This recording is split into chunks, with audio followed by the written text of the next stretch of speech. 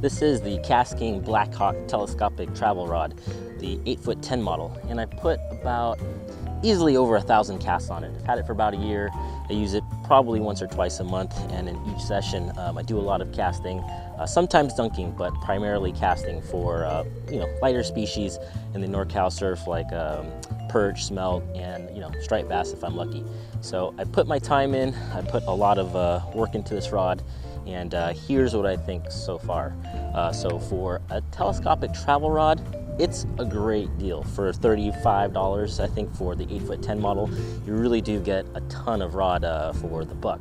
So, don't expect a lot of crazy performance when plugging with this rod, because it's the 8'10" model and because it's built with, 7 or 8 sections for this length. The action is pretty medium, pretty moderate. I mean, it's gonna flip-flop if you're throwing a lure that's over an ounce. The action is just not designed for it.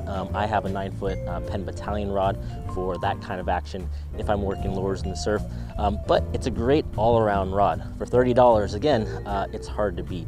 Carbon fiber fiberglass composite, aluminum reel seat, carbon fiber handle, and foam butt. Obviously you can't see it because I've modified this rod a little bit, but the material used, is free shipping on eBay.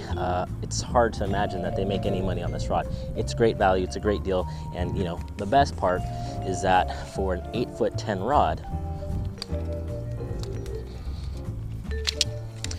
when you're done fishing, pack it up, throw it in your pack, and you have a great rod that can get the distance that you need casting in the surf like I do, that can fold down and telescope into itself and fit in your backpack. I think pack size is between 22 and 25 inches. Just a great size if you need a lot of performance in a small package. The rod action on this is pretty versatile. I've used it with 3,000 to 5,000 size reels. This is a 5,000 size Kodiak, also made by KastKing. Great reel, and I've used it with other 3,000 size reels for lighter species, and if I'm feeling like I want to play the fish. Light tackle, medium heavy tackle, this rod really is a great versatile rod for any kind of action that you want to throw. Rated at 1 to 1.5 ounce weight. You can get away with a 3 ounce weight. I've thrown 4 ounce before. It doesn't seem to like it, but it'll fling 2 ounces, 3 ounces all day. You start losing casting distance at 3 ounces, but 2 ounces seems to be the sweet spot. For $30, $35, it's a hard rod to beat. It's a good rod, but with 5 modifications, you can make it a great rod.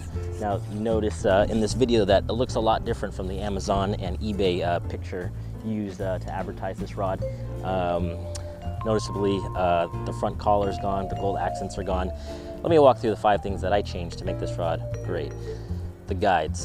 The guides are actually built from steel, I believe, and they're super durable, almost overkill, but great because I think this collar adds integrity to the end of these carbon fiber tubes. Unfortunately, in this line of rods, they're a little small. So in the 8'10" model, the largest guide was way too small for this length rod.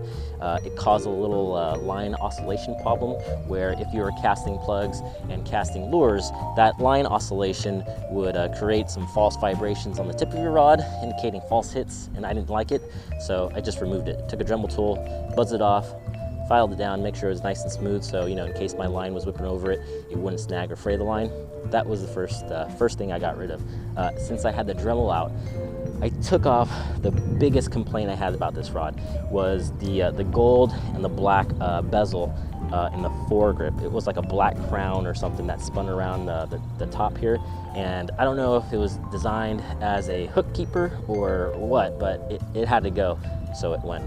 The third thing I did was correct the imbalance of this rod. So again, it's a travel rod. It's meant to be super compact. So the butt end is way too short for a rod of this length. This is the 8'10" model, and I mean, in my opinion, it should be 4 inches longer.